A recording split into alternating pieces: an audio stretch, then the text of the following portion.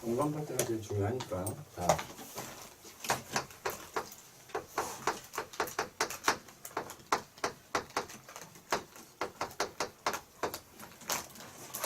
그래서 이제 뭐 첫 번째로 보면 그 여러 가지 용어들 나오잖아요, 그지? 이전 이제 공부하는 데 있어서 필요한 여러 가지 용어들이 쭉 나오게 되는데 그 용어들부터 좀 정리를 좀 해보자면 일단 한 가지는 우리가 알고 있잖아, 그지? 대립유전자라는 건 알지? 대립유전자.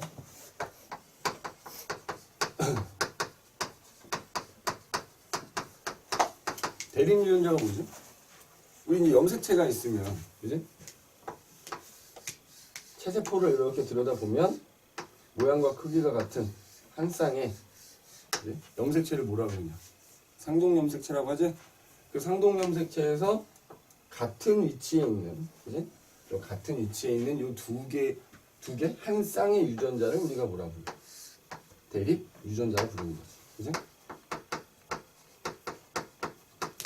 대립유전자의 정의는 이 대립유전자 한 쌍에 의해서 하나의 형질이 결정이 된다. 뭐 이렇게 얘기를 하죠, 그지? 여기서 이제 유의해야 될 거는 늘 강조해도 늘 실수하는 친구들이 있더라. 그러니까 얘하고 얘는 서로 염색분체라서 복제된 거기 때문에 여기 있는 유전자와 여기 있는 유전자가 서로 대립유전자다 하면 안 되는 거예요. 절대로. 무조건 얘하고 얘 또는 뭐 얘하고 얘, 뭐 얘하고 얘 이렇게 서로 상동염색체 존재하는 애들끼리가 대립유전자가 되는 거고, 그래서 그 대립유전자 한 쌍에 의해서 형질이 결정돼, 하나의 형질이 결정된다 이렇게. 그럼 이 형질이라는 게 뭐냐? 형질. 그냥 어떤 개체에게서 나타나는 특징, 성질 이런 걸 우리가 이제 형질이라 부르지. 뭐 예를 들어서 머리, 예를 들어 사람마다 머리카락 모양 다르잖아. 뭐 직모인 사람도 있고 곱슬머리인 사람도 있고, 그다음에 뭐 예를 들어 쌍꺼풀도 있는 사람이 있고 없는 사람이 있고, 뭐 그런 각각의 특징들을 우리가 이제 형질이라 불러서 하나의 형질은 대립유전자 한 쌍에서 결정이 된다 이렇게 얘기하지. 근데 여기서 유의해야 될 거는 우리 이제 성염색체가 이렇게 있죠. 성염색체.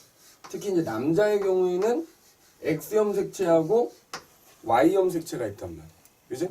X하고 Y. 그럼 자, 이 X하고 Y도 상동염색체냐 아니냐? 상동염색체일까 아닐까? 맞지? 물론 이제 모양과 크기가 같다라는 걸로 따지면 아니지만 우리가 이제 상동염색체끼리 이렇게 접합을 해서 감수 분할할 때 이가염색체를 만들거든.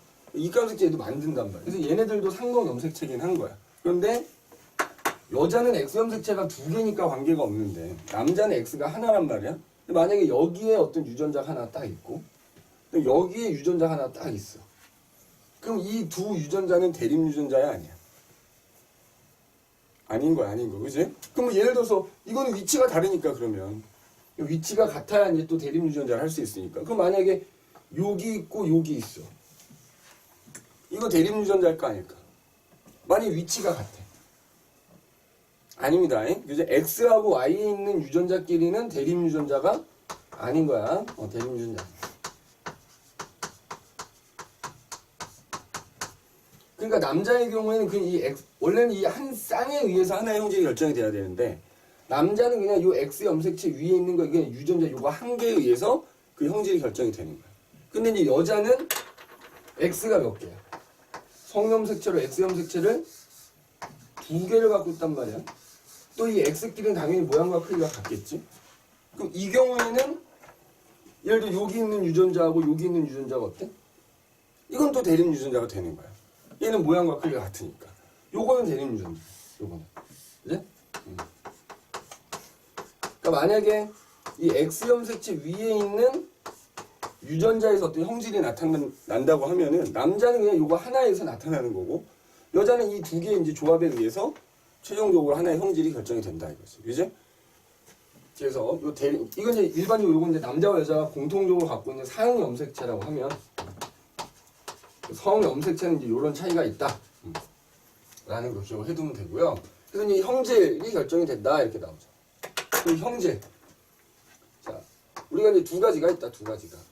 무성형질과 열성형질이 있죠. 무성형질, 열성형질. 거기 이제 교재 보면은 우성 형질은 뭐라고 나오냐면 잡종 일대에서 나타나는 형질이다. 잡종 일대에서 나타나는 형질. 자, 이건 이제 우리가 멘델의 법칙을 배우고 나면 이 말이 뭘 의미하는지 이제 알 수가 있단 말이지. 그지? 반대로 열성 형질은 잡종 일대에서는 나타나지 않는 형질이다. 이렇게. 않는 형질. 자, 일단 이 의미는 추후에 이제 보도록 하고, 그냥 일단 이해를 돕기 위해서. 다 그런 건 아니지만, 그냥 우리 다 그런 건 아니라 그랬어. 그냥 일반적으로 뭐 흔히 볼 수 있는 형질들 중에 좀 많이 보이는 형질이 우성이라 생각하면 돼. 좀 적게 보이는 형질이 열성이라 생각하면 돼. 자, 예를 들어 우리 이제 뒤에 가서 사람 유전에 가서 나오지만 혀말기라는 게 있어. 자, 이렇게 혀에다 힘주면 말리는 거 있지, 이렇게. 난 안 되거든. 근데 이제 아마 친구들끼리 지금 여기서 내가 해보라고 하면 절대 안 할 거니까, 그지? 근데 이제 보면은 대부분 애들이 되더라고. 선생님이 이렇게 봤을 때. 그리고 그때 혀말기가 되는 게 더 많거든, 되는 사람이. 그럼 그 혀말기가 되는 게 우성형질이다 생각하면 돼. 그리고 혀말기가 안 되는, 선생님 좀, 안 돼. 응. 안 되잖아. 열성형질이라 생각하면 된다. 일단 이해를 돕기 위해서. 근데 물론 다 그런 건 아니야. 자, 우리 손가락 10개지. 그러면 우리 주변에 보면 다 손가락이 10개거든. 12개인 사람 없단 말이야. 그럼 당연히 손가락 10개인 게 우성이겠네요 라고 하죠. 그건 또 열성이야. 손가락이 10개인 건 열성인 거야.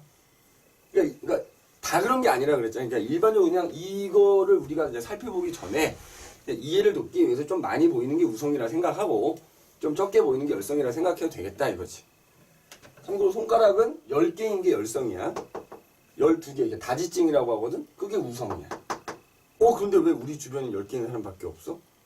뒤에 가면 나오겠지만 열성인 사람들끼리 결혼하면 열성만 태어나거든. 그래서 그런 거야. 그런 걸 제외하고는 그냥 좀 많이 보이는 형질이 우성형질이다라고 일단 이해를 해도 된단 말이야. 그럼 그때 이 우성형질과 열성형질을 우리가 서로 대립형질이다 이렇게 대립형질. 그죠?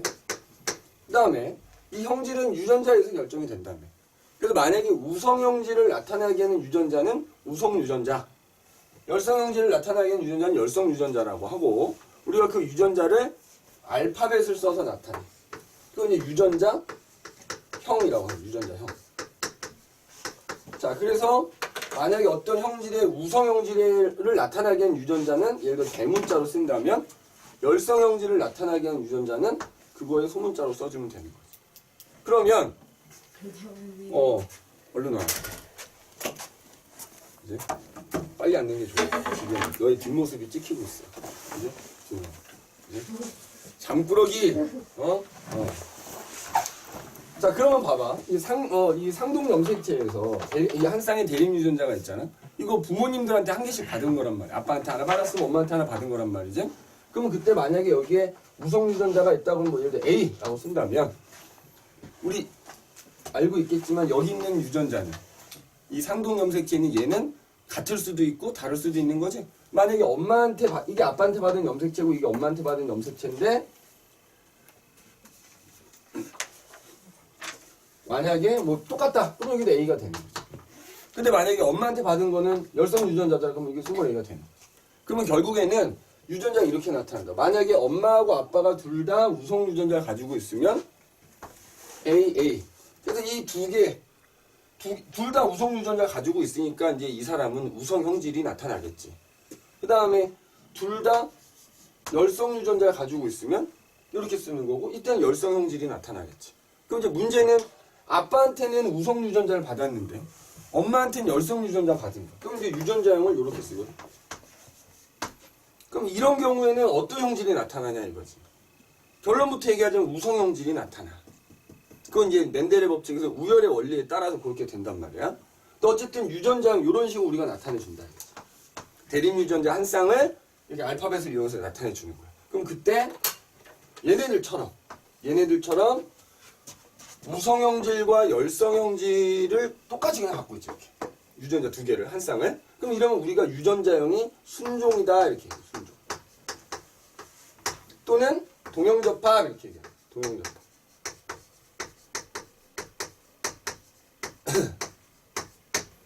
그 다음에 이런 경우에는 유전자형이 잡종이다. 여기서 나오는 잡종이, 그죠? 요런 경우죠. 유전자형이 이제 잡종인 경우를 잡종 1대라고 하니까, 그지? 잡종이다 또는 이형 접합이다 이렇게. 뭐 이제 얘는 호모, 얘는 헤테로 뭐 이렇게 얘기하기도 하는데 보통은 이제 순종, 잡종, 동형 접합, 이형 접합 이런 말을 제일 많이 씁니다. 그 다음에 이 유전자 두 개가 짝을 이뤄서 결국엔 아까 얘는 우성 유전자 두 개가 모였으니까 우성 형질이 나타난다 그랬잖아. 얘는 열성 형질이 나타날 거고. 그 다음에 얘는 이제 멘델의 법칙에 의해서 우성 형질이 나타난다 그랬잖아. 그러니까 유전자가 어떻게 짝을 이루든 그 유전자에서 겉으로 나타나는 형질이 있을 거 아니야. 그걸 우리가 표현형이라고 했어. 표현형. 표현형. 자, 그럼 이제 여기서 보면 얘는 우성형질이 나타난다 그랬지. 그러니까 유전자형이 A인 사람의 표현형은 우성이 나타나는 거지. 스몰 A인 사람은 열성형질이 표현되는 거고. 그럼 이제 문제는 얘잖아. 그러니까 얘하고 얘는 유전자형은 다른데 뭐는 같은 거야?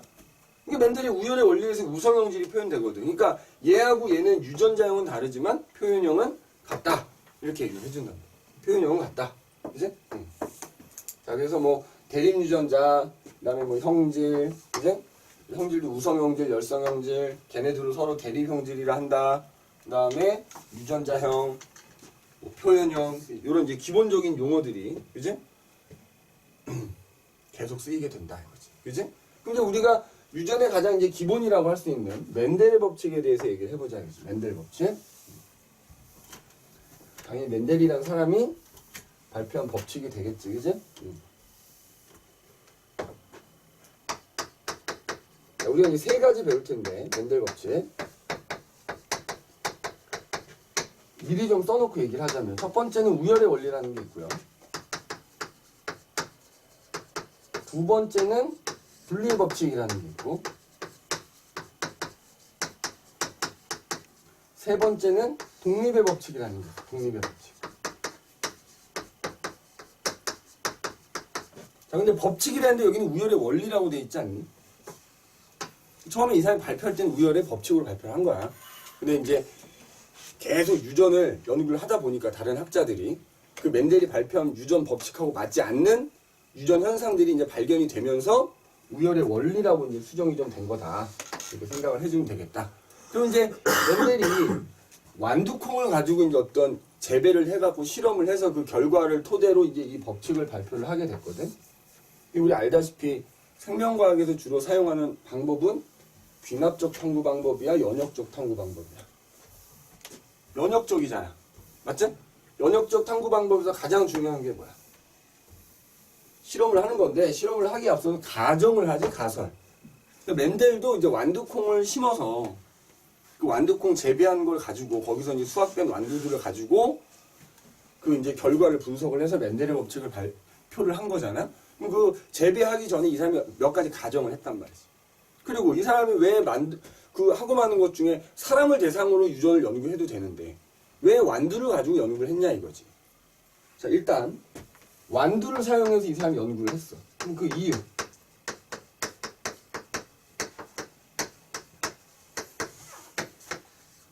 첫 번째는 일단 구하기가 쉬운 거지. 선생님이 알기로는 이 멘델이라는 분이 수도사였던 걸로 내가 기억을 하는데, 수도사이면서 유전학자, 그지? 수도원에서 생활을 하니까 뭐 좀 구하기 어려운 것들이 많을 거 아니야? 그래서 완두는 그냥 우리가 식품으로도 많이 먹으니까 구하기 쉽다 이거지. 구하기 쉽고.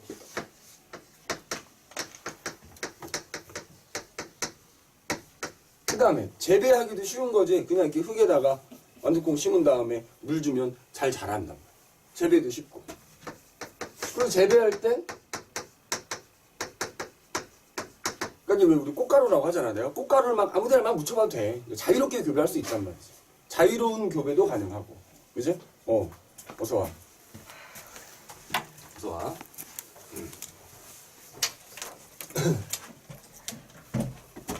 재배도 쉽고 구하기도 쉽고 또 자유롭게 교배할 수 있어. 사람은 그게 안 되잖아. 어떻게 사람을 내 마음대로 자유롭게 결혼해, 애기나 이런 거 안 되잖아. 그지? 구하기 쉽고 재배하기 쉽고 또 자유로운 교배도 얼마든지 가능하더라.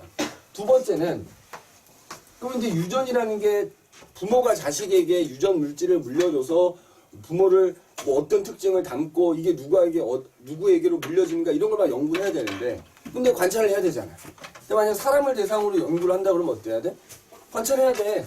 그지? 그래서 내가 재원이 관찰한다 그러면 재원이 네가 결혼해갖고 네가 자식을 낳고 그 자식도 계속 관찰해야 되는데 그러기 전에 내가 죽어. 왜? 사람은 이 세대라고 그러잖아. 태어나서 죽을 때까지 한 세대가 너무 긴 거야. 내가 그거 관찰하다가는 내가 먼저 죽어. 근데 완두는 어때?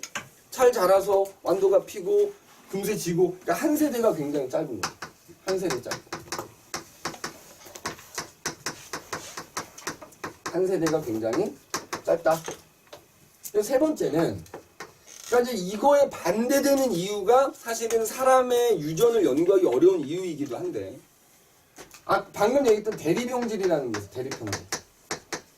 뭐 우성형질이니 열성형질이니 하는 게 비교적 뚜렷하게 나타납니다. 예를 들어 사람의 키를 우성과 열성으로 나눌 수 있니? 우리 이제 뒤에 사람의 유전 얘기하겠다. 못해.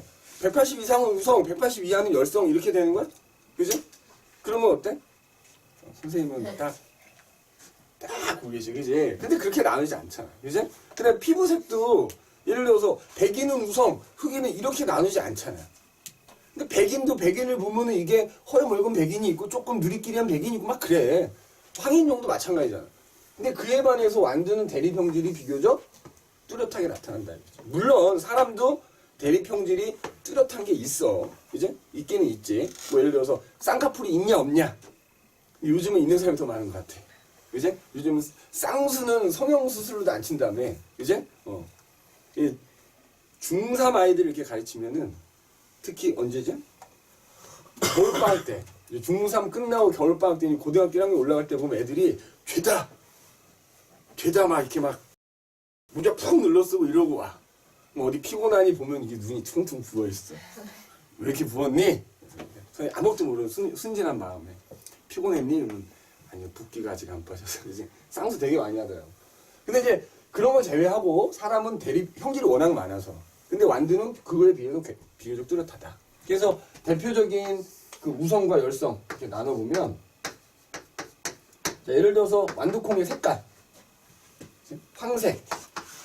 이 우성, 뭐 이거 녹색이 열성 이렇게 돼. 그다음에 그 완두콩을 싸보는 콩깍지 색깔 있지. 콩깍지. 또 이건 반대래. 얘는 녹색, 뭐 황색 이렇게 되고. 그다음에 사람의 키는 우성과 열성이 구분되지 않지만 얘는 확연히 구분되더래. 완두가 다 자랐을 때 키가 얘는 큰 키, 얘는 작은 키, 우성과 열성이 딱 구별이 되고. 그죠? 그 다음에 그 완두콩이 이제 보통 색깔하고 모양이 제일 많이 나오거든? 모양도 그냥 둥글면서 매끈한 모양이 있고. 그죠? 표면에 주름진 모양이 있고. 이런 식으로 우성과 열성이 비교적 뚜렷하게 구별이 되더라 이거지. 자, 그 다음에 또 뭐가 있냐. 아까 이제 여기서도 얘기했지만 내가 자유롭게 교배를 할 수도 있고요. 그 다음에 또 뭐가 있냐면 이게 자연 상태에서 얘네가 자가교배가 잘 돼요.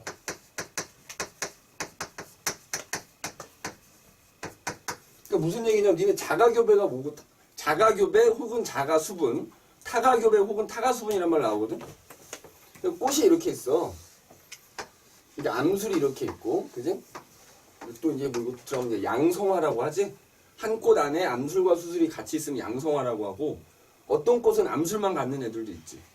그리고 어떤 꽃은 수술만 갖는 애들도 있어. 이런 애는 단성화라고 하지. 그 대표적인 게 호박이야, 호박. 그래서 이제 호박 이렇게 재배하는 사람들 보면은 장갑 끼고 있잖아. 이제 꽃가루를 이렇게 묻혀준다고. 이렇게 옆에 꽃에다가. 그지? 어쨌든, 자, 여기서 이제 꽃가루가 막 생기면 보통의 꽃들은 여기서 생긴 꽃가루가 다른 꽃에 날아가. 그래서 다른 꽃에 있는 암술에 가서 이렇게 달라붙는단 말이야. 이거 수분이라 그래. 꽃가루가 암술 머리에 달라붙는 걸 수분이라 하는데 일반적인 꽃들은 이렇게 간다고. 그게 뭐 바람에 의해서 날아가든 곤충에 의해서 옮겨지든 이걸 타가수분이라. 그런데 완두는 이렇게 꽃잎이 약간 닫혀있대. 그러니까 그 안에서 원래 보통은 암술이 더 길잖아. 그게 이제 자가수분 방지하려고 긴 건데 암술이 이렇게 있고 수술이 이렇게 있는데 꽃잎이 닫혀있으니까는 그냥 얘가 여기 있는 꽃과 여기 가서 잘 붙는데 이런 거 자가수분이야. 자가. 그리고 이제 뒤에 가서 계속 나오지만 자가교배 혹은 자가수분은 유전자형이 같은 애들끼리 교배하는 거다 이렇게 생각해도 돼. 그럼 자가교배가 잘 돼가지고 우리 아까 얘기했죠. 유전자형의 순종인 개체를 쉽게 얻을 수가 있대. 순종인 개체를 얻기가 쉽다.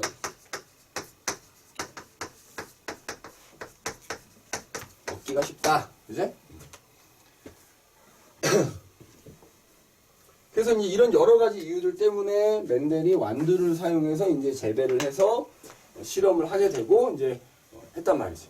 근데 아까도 얘기했지만 어쨌든 이렇게 완두를 사용하잖아. 이제 실험을 하기 앞서서 이 사람이 몇 가지 가정을 한단 말이야. 가설을 세워놓고 이제 완두를 재배를 해서 실험을 하게 됩니다. 그럼 무슨 가설을 했느냐? 그 밑에 보면 이제 맨델의 가설 뭐 그래서 나오지. 그럼 우리 생각을 해보자. 가설을 설정한 다음에 실험을 했어. 자, 그래서 법칙을 발표했으면 가설하고 일치하는 결과가 나왔겠니? 틀린 결과가 나왔겠니? 일치하는 결과가 나왔겠지, 그지? 그리고 사실은 이 수능 모의고사에서 맨델의 가설 이런 거 절대 안 물어봐. 그지? 그냥 알고 있다는 전제하에 문제가 나오는 거기 때문에. 근데 학교 내신에서는 물어볼 수도 있으니까, 그지? 맨델이 어떤 가설을 세웠느냐?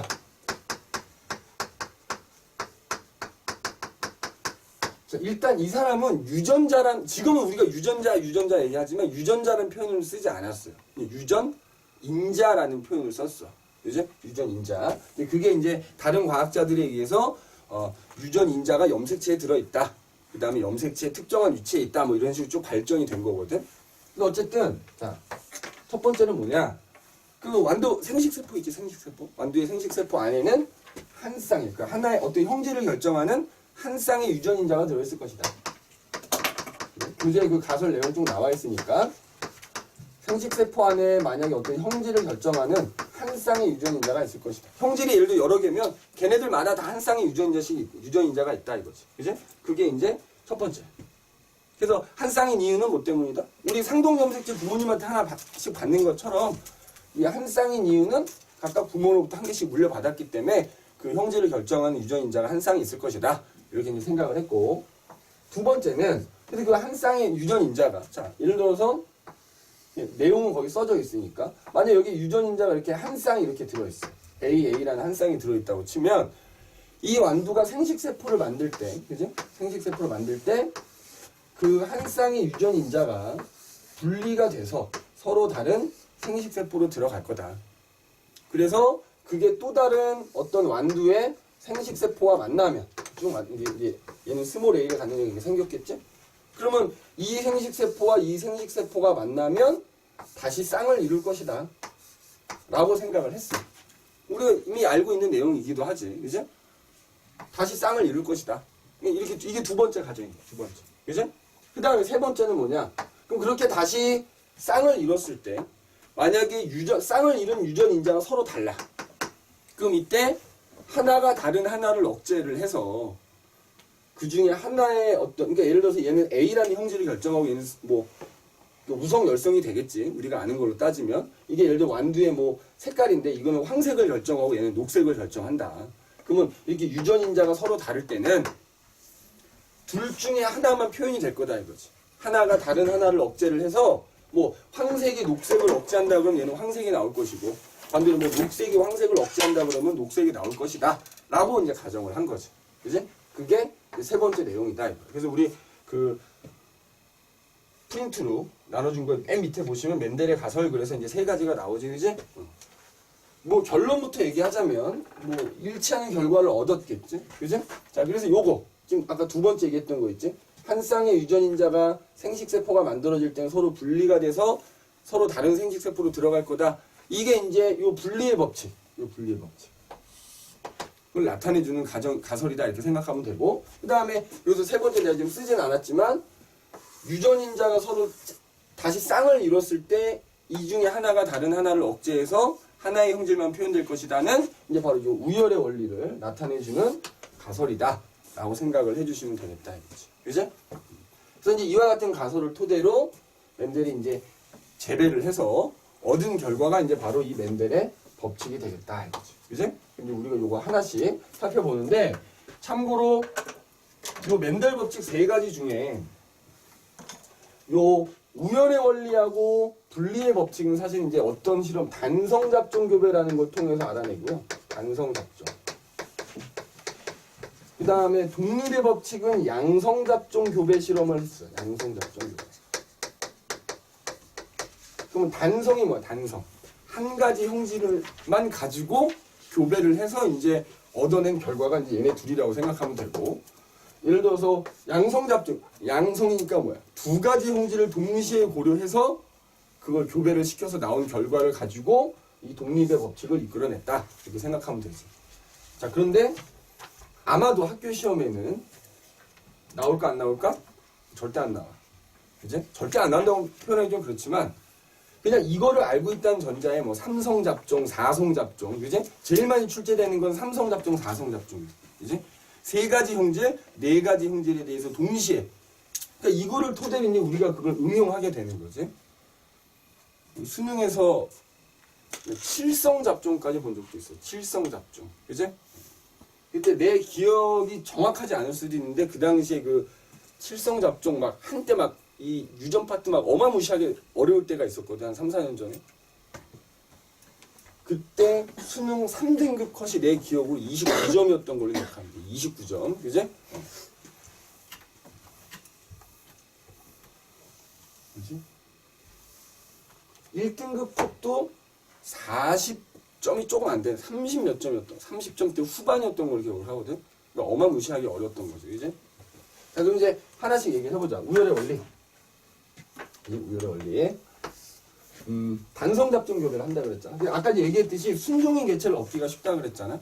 그럼 이제 모양을 갖고 한번 얘기를 해볼게. 자, 둥근 안두인데 예를 들어서 이렇게 순종인, 그지? 뭐 R이라고 할까? 라운드. 그래서 R. 보통 이제 R로 나오니까 요 둥근 안두하고 그 다음에 주름진 안두 이렇게. 자, 이거 R'이라고 할게. R'. 그지? 얘네 둘이 이제 교배를 한 거지. 그럼 이제 멘델이 가정한 게 뭐야? 이렇게 쌍을 이루고 있는 애들이 생식세포 만들 때는 분리가 될 거다. 뭐 여러 가지 하나 갖는 생식세포가 생기고 얘는 R'을 하나 갖는 생식세포가 생기겠지? 그럼 이제 얘네를 교배를 시키면 얘네가 만나서 쌍을 이루게 되니까 태어나는 자손은 R과 R'을 하나씩 가지겠지? 근데 이 사람이 가정한 게 뭐였어? 유전인자가 서로 다를 경우에는 하나가 다른 하나를 억제해서 하나의 형질만 표현될 거다 이렇게 생각했잖아. 근데 봤더니 실제로 둥근 안두하고 주름진 안두를 교배를 해갖고 안두를 수확했더니 전부 둥근 안두만 나오더라는 거야. 둥근 안두만.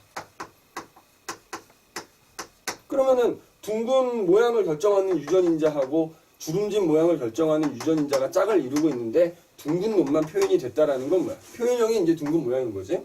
그러면 둥근 놈이 주름진 놈을 억제했다. 그래서 이제 우리 아까 우성과 열성의 정의가 뭐였어? 이게 잡종이거든, 유전자형이. 그치? 얘네들은 순종이고, 이렇게 유전자가 서로 다르면 잡종이라 부른단 말이야? 그러면 이게 잡종 1대가 되는 거지. 그래서 잡종 1대에서 둥근 형질만 나타나거든? 그래서 잡종 1대에서 나타나는 형질이 우성형질이다, 이렇게 정의가 돼 있었단 말이지. 그러면 주름진 안두는 얻을 수가 없단 말이야. 아무리 내 뭐 100개, 1000개를 수확하더라도. 그러면 그 잡종 1대에서 나타나지 않는 주름진 형질은 열성 형질이다 이렇게 이제 정의를 한 거지. 그래서 둥근 게 주름진 걸 억제했구나. 그래서 둥근 놈은 우성, 그지? 주름진 놈은 열성이라 부르자. 그럼 이제 우리가 아까 유전자형은 열성 형질은 이제 소문자로 표현한다고 했으니까 얘를 이렇게 스몰 R로 바꾸면, 그지? 이렇게 스몰 R 이렇게 바꾸면 되겠다. 그지? 그래서 이 잡종 1대에서 둥근 안두만 얻었어. 그러니까 잡종 1대에서는 우성 형질만 수확할 수 있더라. 열성 형질은 표현되지 않더라. 라고 하는 게 우열의 원리다. 이렇게 생각합니다. 그럼 이제 이걸 가지고 자가교배를 하는 거야. 그래서 이제 잡종 2대를 얻는 거거든. 근데 아까 자가교배는 유전자형이 똑같은 애를 교배한다. 생각하면 되지. 그럼 얘랑 똑같은 둥근 안두인데 유전자형 요런 애를 교배를 하는 거지. 자, 그러면 마찬가지 얘네들도 이제 멘델이 가정한 게 뭐였어? 이렇게 쌍을 이룬 게 분리가 돼서 서로 다른 생식세포로 들어가니까 얘는 생식세포가 두 종류가 생기겠지. R을 하나 갖고 있는 애, 스몰 R을 하나 갖고 있는 애. 얘도 마찬가지로 R을 하나 갖고 있는 애, 스몰 R 이렇게 두 종류가 생길 거 아니야? 그러면 이제 잡종 2대는 잡종 2대. 그럼 이제 얘네들이 만나서 짝을 이루는 거잖아. 경우의 수가 몇 가지가 나오는?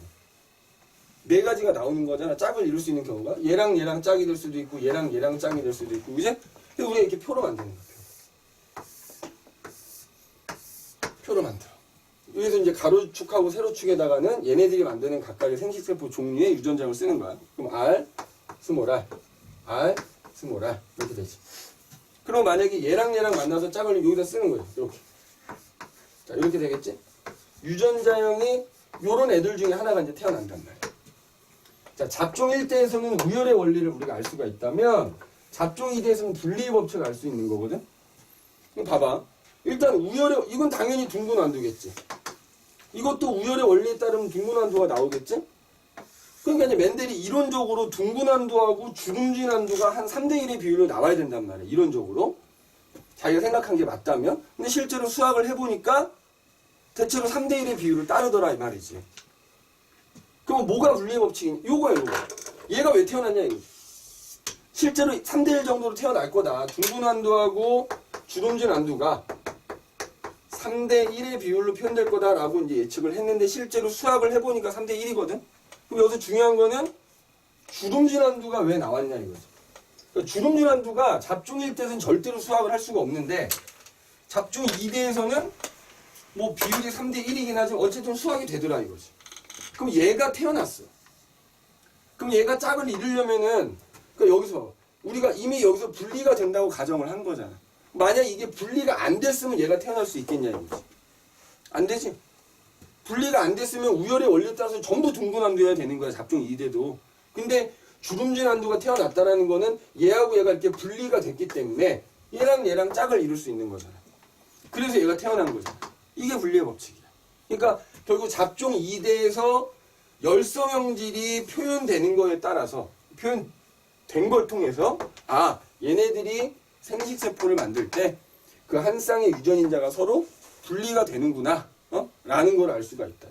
요 잡종 2대에서 열성형질이 표현되는 걸 통해서 우리가 이 분리의 법칙을 확인할 수가 있다 이거죠. 자, 그래서 표현형의 비는 3대1이 되는 거지. 우성과 열성의 표현형의 비는 3대1이다 이렇게 얘기할 수 있는 거고요. 유전자형의 비를 물어보거든. 유전자형의 비. 유전자형의 비는 뭐 라지 R R과 라지 R 스몰 R과 스몰 R 스몰 R이 몇 대 몇이다? 1대 2대 1이다. 이렇게. 그치? 여긴 사실 너희한테 너무 쉬울 수도 있어. 근데 이게 확실하게 돼야 선생님이 나눠준 프린트 범지 뒤에 가면은 아주 좋은 내용들이 막 쭉 나오거든요. 그지? 특히 그 30페이지라고 써져 있는데 보면 이제 이 독립의 법칙까지 설명을 하고 그걸 토대로 이제 뭐 3성 잡종, 뭐 4성 잡종 교배했을 때 결과를 쭉 선생님이 넣어놨단 말이야. 그지? 그래서 실제로 그 요령만 알면은 이제 너희가 우리 좀 이따 이제 문제도 풀어볼 건데, 그지? 근데 아주 도움이 될 거다. 그래서 일단 그냥 모양이라고 하는, 뭐 모양이 둥글던 주름이다. 한 가지 형질을 갖는 잡종인 애들을 가지고 교배해서 잡종 1대에서는 우열의 원리를 우리가 알 수가 있는 거고 잡종 2대에서는 열성형질이 표현되는 걸 통해서 우리가 분리의 법칙을 확인할 수 있다 이거지. 그 다음에 독립의 법칙은 뭐라 그랬어? 양성잡종이라고 그랬잖아. 그럼 예를 들어서 여기서는 지금 모양이 둥근 모양이라는 것만 생각을 했지만 얘가 둥글면서 색깔도 있을 거 아니야. 그럼 그 두 가지 형질을 동시에 생각해보자 이거지. 동시에. 그래서 그걸 독립의 법칙이라고 하는데 이거 지우고 한번 얘기를 해보자.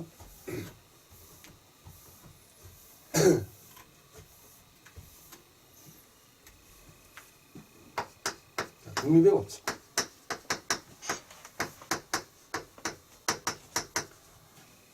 이름 이제 뒤에가 나오겠지만 사실은 이 독립의 법칙이 적용되는 유전 현상은 독립 유전이라고 하는데 이게 적용이 안 되는 유전 현상들이 있거든. 연관 유전이라 그래. 그래서 그럼 연관되어 있다, 얘는 독립되어 있다 이거. 그러면 유전 인자라고 하는 게 서로 독립되어 있다, 독립적으로 움직일 수 있다라는 걸 이제 내포하고 있는 거거든.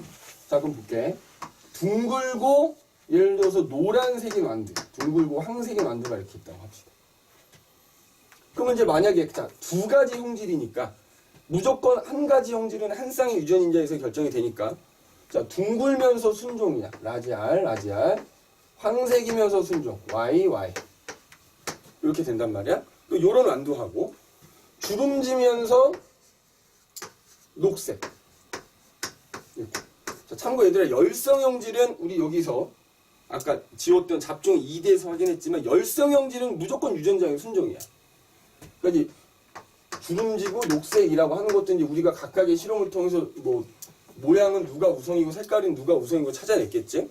주름지고 녹색인 애가 있어. 자 그럼 봐봐. 분리의 법칙까지 확인을 했으니까. 그럼 이제 얘네가 생식세포를 만들면 분리가 되겠지. 자 여기서 또 유의해야 돼. 그럼 보통 이제 생식세포 종류 물어본단 말이야. 그럼 분리가 된다 했으니까 이렇게 분리된다 하면 안 되는 거야. 그 각각의 쌍들이 서로 분리가 되는 거야. 이렇게. 그래서 이 두 개 중에 하나와 두 개 중에 하나를 갖는 생식세포가 생기는 거거든. 그럼 얘는 일단 순종이니까 이렇게 한 종류가 생기는 거야. 얘도 요렇게 분리되고 요렇게 분리돼서 두 개 중에 하나와 두 개 중에 하나를 갖는 거야. 생식세포는. 그러면 스몰R 이렇게 되겠지. 그럼 이제 그래서 태어나는 잡종 1대는 유전자에 그럼 어떻게 돼? R, 스몰R, Y, 스몰R. 그럼 봐라. 모양에 대해서는 잡종이지만 아까 우열의 원리에 따라서 둥근 모양이 나올 거고 색깔도 우열의 원리에 따라서 황색이 나오겠죠? 그럼 이 잡종 1대는 표현형이 뭐가 되는 거야? 둥글고 현민아 둥글고 황색이 되는 거야. 둥글고 황색. 그러면 자 얘랑은 유전자형은 다르지만 뭐는 같은 거야? 표현형은 같은 거지. 자 그럼 이제 얘를 자가교배하는 거야. 그러니까 이 잡종 1대까지는 그냥 아까 똑같이 우열의 원리 분리 법칙 다 확인할 수 있어. 그럼 이제 이 독립의 법칙은 요 녀석 양성 잡종인 애를 자가교배했을 때 태어나는 자손을 통해서 우리가 독립의 법칙을 확인할 수 있단 말이야. 그럼 자가교배야. 똑같은 애 교배하는 거라 그랬지. 요런 애를 교배해. 자 그럼 일단 얘네들이 생식세포를 각각 몇 종류 만들겠냐. 요렇게 분리되고 요렇게 분리돼서 둘 중에 하나씩을 갖는 다음에 근데 얘와 얘가 서로 다르니까 두 개니까 총 4종류가 생기지? 자 오늘 여기까지만 할게요. 여기까지만. 자 그래서 라지 R, 라지 Y, 라지 R, 스몰 Y, 스몰 R, 라지 Y 요렇게 4종류가 생겨요. 생식세포가 4종류가 생길 수가 있어. 그럼 얘도 자가교배니까 똑같이 4종류가 생기겠지? 그럼 이제 얘네들이 만나서 잡종 2대가 태어나는 거잖아. 그럼 얘네들이 이제 이게 만나서 다시 짝을 이룰 거 아니야. 경우의 수가 몇 가지가 나오는 거야. 여기서 생식세포 4종류고 여기서 생식세포 4종류니까 잡종 2대에서는 조합이 16가지 경우가 나올 수가 있단 말이지. 그지? 그럼 그걸 여기다 한번 써볼게. 잡종 2대. 조금만 참자. 아침 수업이 좀 힘들지. 이제 잡종 요거까지만 얘기할게. 자, 요거 F1이라고 우리가 보통 표현하거든. 그죠? 자, F2. 그럼 여기다 이제 마찬가지로 이렇게 써볼게.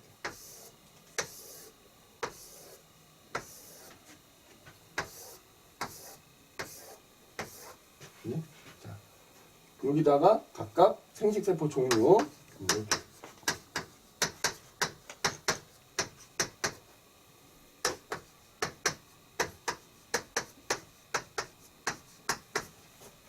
자, 그럼 여기다 일단 봐.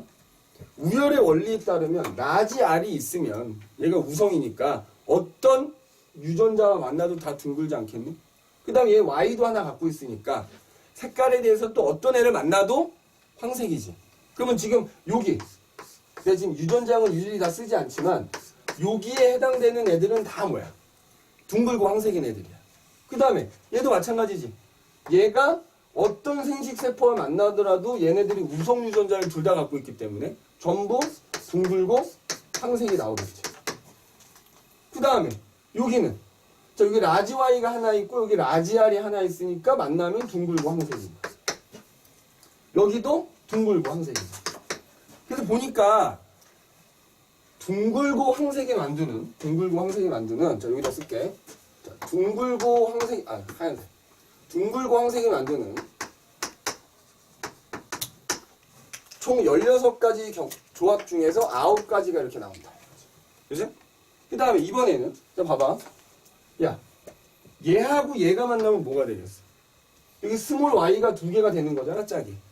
그럼 둥글고 녹색이 나오는 거야. 둥글고 녹색. 여기. 그러니까 둥글고 녹색. 그치? 그 다음에 여기도 어때? 라지 R이 하나 있고 Y가 2개가 되니까 둥글고 녹색이 돼. 그 다음에 여기도 둥글고 녹색이 돼. 그치? 여기 라지 R이 하나가 있고 Y가 스몰 Y가 2개니까 둥글고 녹색인 거야. 그래서 보니까 모양은 둥글면서 녹색인 애가 16가지 중에 3가지 나오더라. 그 다음에 이번에는 자 여기 얘를 봐봐. 스몰 R이 만나게 되니까 주름지고요. 라지 Y가 어쨌든 1개 이상이니까 이게 주름지고 황색이 나옵니다. 주름지고 황색. 그럼 여기 그 다음에 또 어디 여기인가? 여기 뭐 나와? 스몰 R Y가 하나 있으니까 주름지고 황색 나오지?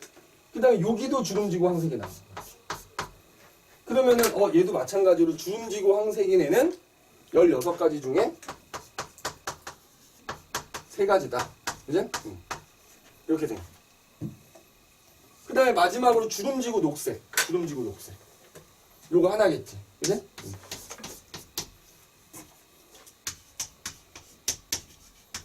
자, 니네 이거, 그럼 이 16가지 중에 하나거든. 그럼 자, 비율로 따지면, 양성 잡종인 애를 자가교배 했더니 표현형이 몇 가지가 나왔어?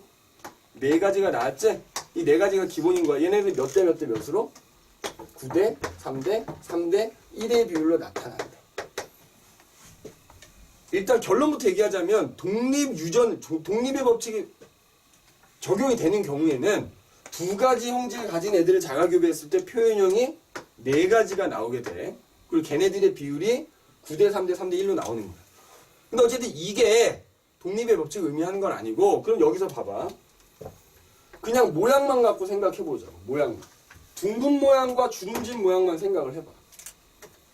둥근 거는 총 몇 개가 나와? 12개인 거잖아. 주름진 거 몇 개 나와? 4개지? 자, 둥근 것과 주름진 거가 결국 12개 대 4개니까 3대 1의 비율로 표현되거든? 그 다음에 이번에는 색깔만 갖고 보자고. 색깔. 자, 황색인 애들 몇 개야? 12개야. 녹색인 애들 4개니까 또 색깔은 색깔대로 황색과 녹색이 우성과 열성이 3대 1의 비율로 표현되더라.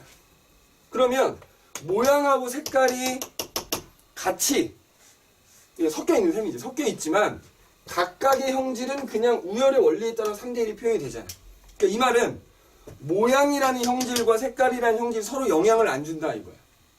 그러니까 뒤에 가서 나오겠지만 멘델은 이렇게 생각한 셈이야. 원래 이제 이 멘델이 생각한 유전인자라는 게 지금 우리가 얘기하는 유전자고 그게 염색체 위에 있을 거잖아. 그러니까 봐봐. 물론 이제 멘델이 이렇게 이제 쓰지는 않았겠지. 그러니까 멘델이 생각한 걸 여기다 표현을 해보자면 멘델은 이게 염색체 위에 유전자가 있는데 이 염색체에는 모양을 결정하는 게 약간 이게 잡종 1대 녀석인 거야. 모양을 결정하는 유전자는 요 염색체 위에 있고 색깔을 결정하는 유전자는 요 염색체 이렇게 따로따로 있다고 생각을 한 거지. 그러니까 얘네들이 생식을 할 때 생식세포 만들 때 모양을 결정하는 유전자하고 색깔을 결정하는 유전자 따로따로 움직일 수 있는 거지. 따로따로 움직이니까 서로 간의 형질에 영향을 안 주는 거지. 그냥 모양은 모양대로 3대1 우성과 열성이 색깔은 색깔대로 3대1 나오는 거지. 그러니까 만약에 니네 뒤에 가서 연관유전 하겠지만 이거 생각해봐. 만약에 똑같이 유전자형이 R, 스몰 r, Y, 스몰 y인 앤데 만약에 요 염색체에 모양을 결정하는 유전자도 이렇게 있고 색깔을 결정하는 유전자도 이렇게 있다고 쳐보자. 그죠? 그러면 만약 얘를 자가교배했을 때 똑같은 애지? 봐라. 요렇게 나뉘어질 거 아니야. 어쨌든 분리의 법칙에 따라서. 그럼 얘랑 만났을 때는 둥글고 황색. 얘랑 만나도 둥글고 황색. 얘랑 만나도 둥글고 황색이야. 그러니까 누구만 나와? 둥글고 황색인 애만 3개가 나오고 그 다음에 주름지고 녹색인 애가 하나가 나오거든. 그러니까 이런 애들은 나오지 않는다 이거지. 이런 애들은. 표현형이 이런 애들이 나올 수가 없다 이거야. 만약에 모양을 결정하는 유전자하고 색깔을 결정하는 유전자가 독립적이지 않다면 이런 표현형이 나올 수가 없다 이거지. 근데 이런 표현형이 나왔기 때문에 결국 모양은 모양대로 색깔은 색깔대로 따져보니까 각각 우성과 열성 그 우열의 원리에 따라 3대1의 비율로 표현되더라 이거지. 그러니까 서로 다른 형질을 결정하는 유전인자가 서로한테 영향을 안 준다 이거. 독립적으로 유전되더라 라고 하는 게 독립의 법칙인 거예요.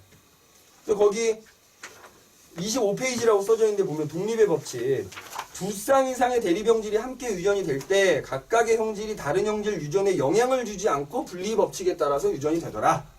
라고 하는 게 독립의 법칙이다. 이거지. 자, 그 다음에 이제 이거 가지고도 문제를 많이 물어볼 수 있거든. 자, 그럼 봐봐. 틀려도 되니까 잘 대답해봐. 일단 여기서 내가 유전자형은 다 쓰지 않았는데 니네 이런 거 물어볼 수 있다? 요 표를 가지고 요 표를 가지고 얘네들 중에 유전자형이 순종인 애들은 얼마입니까? 이렇게 물어. 그럼 일단 16개잖아? 이 16개 중에 유전자형이 순종인 애들 물어봐. 4개야, 4개. 어떻게 4개냐면 니네 잘 봐. 요렇게 4개. 여기 있는 애들. 그렇잖아. 대문자, 대문자. 맞지? 여기 얘네끼리는 대문자, 뒤에끼리는 소문자. 4개가 유전자형이 순종인 거야. 그러면 만약에 유전자형이 순종인 애들은 16개 중에 4개인 거잖아. 그치? 그럼 직접 개체수 물어볼 수도 있어. 내가 이렇게 교배해서 이 잡종 2대에서 1600개체를 얻었대. 그럼 그 중에 유전자형이 순종인은 얼마가 되는 거야? 4분의 1 해서 400개 이렇게 대답해주면 된단 말이야. 그치? 그 다음에 또 이거 물어본다. 잘 봐. 둥글고 황색인 완두 중에서 그지? 얘의 부모와 유전자형이 같은 거야. 부모와 유전자형이 같을 비율.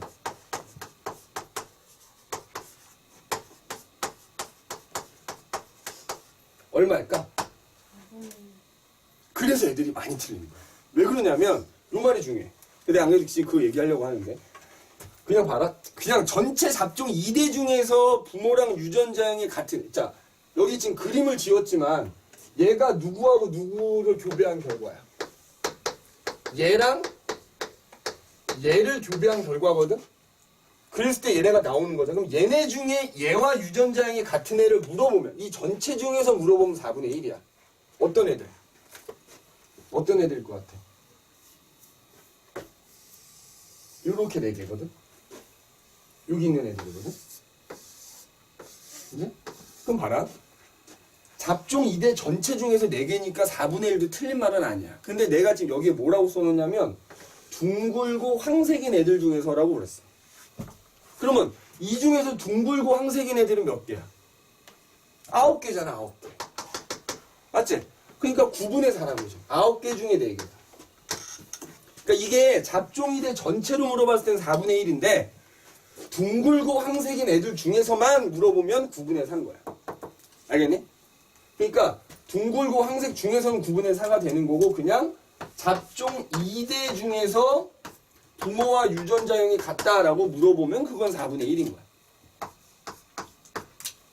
알겠니? 그러니까 요 말을 잘 봐야 돼. 둥글고 황색인 완두 중에서만 물어본 거냐? 아니면 잡종 2대 전체에서 물어본 거냐? 요걸 잘 봐야 돼. 근데 만약에 개체수 물어보면 개체수가 또 달라진단 말이야. 알겠지? 그래서 일단 뭐 대표적인 거 2가지만 얘기해봤다. 그래서 이 중에서 유전자형이 순종인 게 몇 개냐 이렇게 물어볼 수 있고요. 그지? 그 다음에 아니 또 그렇게도 물어볼 수 있어. 이것도 얼마든 응용 가능한 거야. 둥글고 황색인 애들 중에서 유전자형이 순종인 거 물어볼 수도 있겠지? 맞지? 둥글고 황색인 애 중에 유전자형이 순종인 거 뭐가 있어? 얘밖에 없는 거 아닌가? 맞지? 얘밖에 없지? 둥글고 황색인 거 중에는? 맞아? 둥글고 황색인 거 중에 요밖에 없잖아. 그럼 9분의 1이라고 해줘야 되는 거야, 그거는. 근데 그냥 이 전체 중에서 유전자형이 순종이다 그러면 16분의 4가 되는 거야. 알겠지? 자, 그래서 그러니까 이것도 사실은 설명이 어려운 게 아니고 결국 이제 이 내용을 토대로 문제를 푸는 게 어려우니까 그건 좀 이따가 중간 유전하고 연관 유전 얘기한 다음에 문제를 같이 한번 좀 풀어볼 거야. 잠깐 쉬었다가 이제